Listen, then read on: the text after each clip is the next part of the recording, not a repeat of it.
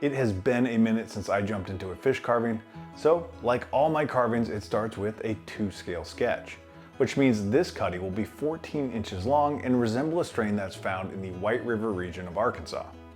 Now, this is a half fish meant to mount flush to the wall, but the process is the same whether you're doing a half or a full fish. And it starts with bandsawing out your template and jumping in with something like a 50 grit flap disc on your angle grinder. Now, I don't recommend going coarser than 50 grit because it really can chew through wood quick.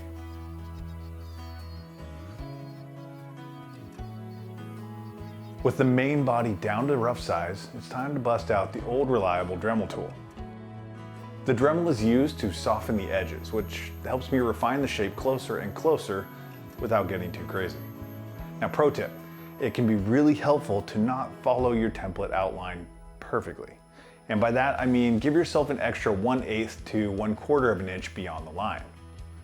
This lets you walk the final shape closer and closer, especially if the carving has complex shapes to it. This little tip has bailed me out many times when I realized that the angles of a 3D sculpt, especially in places like the gills, has required the additional size to help sell the implied motion. Now, worst case, you remove the excess as you refine the carving.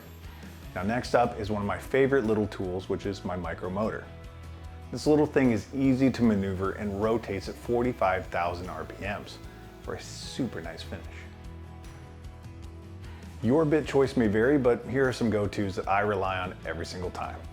A pointed taper bit is a must for defining edges.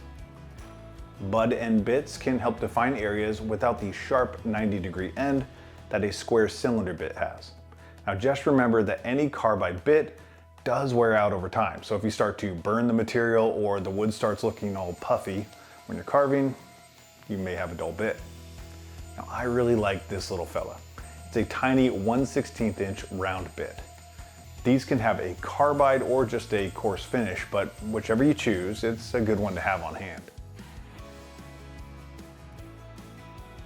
With the bulk of the carving done, it's time to sand. And I like to start with my orbital and 120 grit.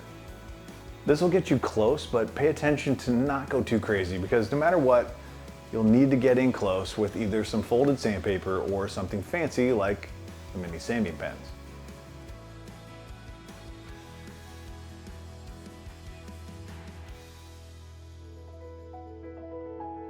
If you're going for maximum realism, it means scales and lots of them. This thing has thousands of little scales, each done by hand with a wood burning tip. I'm using a Coalwood wood burner for this process and it is tiny. It took me about an hour and a half overall, I think, to do all these, but the end result after paint will be well worth it. With the mind-numbing amount of scales done, it is time to use the knife edge burning tip to help really define the carving. Then it's back to the template and transferring the fins to acrylic. You can, of course, make these from wood, but since this isn't a fish carving competition and because I really like to play around with an ultra realistic look, I have opted for the acrylic. A respirator is an absolute must, as well as eye protection because nobody wants a molten hot bead of acrylic in their eyeball. Super light passes with a fine wheel adds great detail to the fins, and after struggling with my luthier files for a bit, I decided to use the wood burner instead. Again, a respirator and a well-ventilated area is a must here.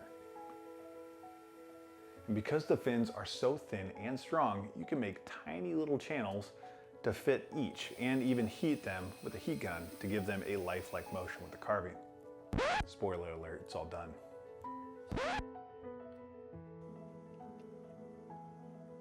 Apply a little bit of super glue and they're all set. Just don't use too much or the heat from the glue setting might cause the fin to crack. Previously, I have used Bondo for feathering out things like the joint where the body meets the fins, but I've since moved on to a 2-part sculpt wood. It works super easy, takes primer and paint well, and it sands like a dream. It also lasts forever. That thing's lasted me for years. Now, it's time to slap some paint onto this thing. Painting is a personal preference thing, and the way I see a reference image is going to be totally different from you, and the method to achieve the end result will also be very different. That said, you can never go wrong with a solid white primer for foundation. or a wood sealer. That's always a must. And beyond that, you can just start building layers. For this strain of cutty, I have leaned heavily on the yellows, golds, and browns. Fine details are applied by hand using shading gray airbrush paint. And eventually, you'll cover it all up with an insane amount of spots.